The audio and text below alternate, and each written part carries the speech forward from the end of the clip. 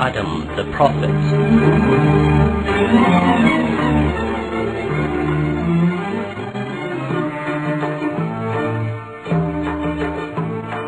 After the creation of heavens and the earth, the Almighty willed to appoint a representative on His earth.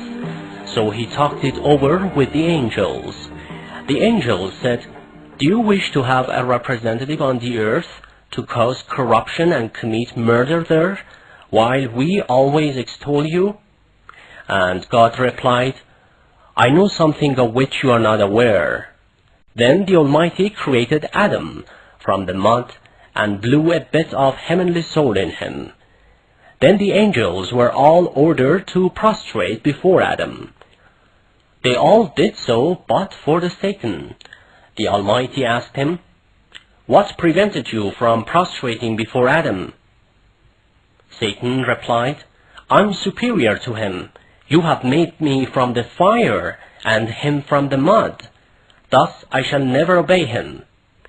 This way Satan's jealousy deprived him from God's perpetual blessings, and he was thereafter deserted and cursed by God.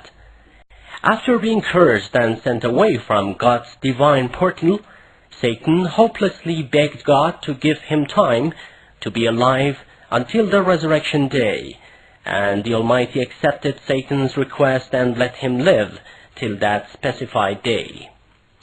At this time Satan said, "Now that you've driven me away from your divine portal, I shall be waiting for any opportunity to mislead Adam, and for doing so I will attack him and his generation from all sides. Now it's time you come to notice that most of them won't be thankful to you." The Almighty then warned Adam and his generation of the fact that Satan is their enemy, and they shall be careful not to deviate from the right path and accordingly get miserable and sinful on the earth. At the same time, the Almighty promised Satan and his misled followers to place them deep down in hell for good, for everyone shall know that the men of Satan are in perpetual loss. After that, God taught Adam his divine attributes, as well as some secrets and realities unknown to other creatures. He then turned to the angels and asked them to recite some of these attributes, if they knew any of them.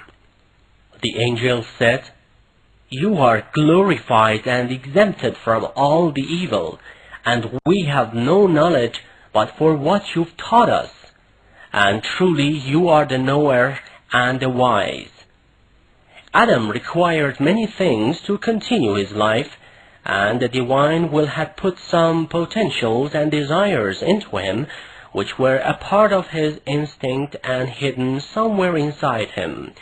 On the other hand, the sole purpose of creation was not just bringing Adam, the father of mankind, to the world, but God has also wished to create other generations of mankind through the creation of Adam.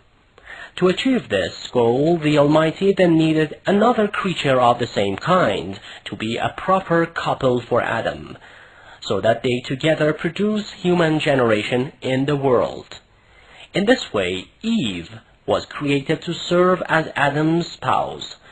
According to God's will, they were settled in paradise and fed themselves with abundant heavenly fruits. But they were ordered not to touch a certain tree, for otherwise they would be considered evil and cursed. But Satan, who was waiting for an opportunity, tried to tempt and deceive Adam and Eve. Satan finally succeeded in tempting them, and they not only approached the forbidden tree, but also ate its fruit. Having done this, they got quite remorseful of what they did and repented in God's divine portal. The Almighty accepted their repentance, but from then on, Adam, Eve, and their generation were destined to live on the earth with all its difficulties and hardship and try to survive.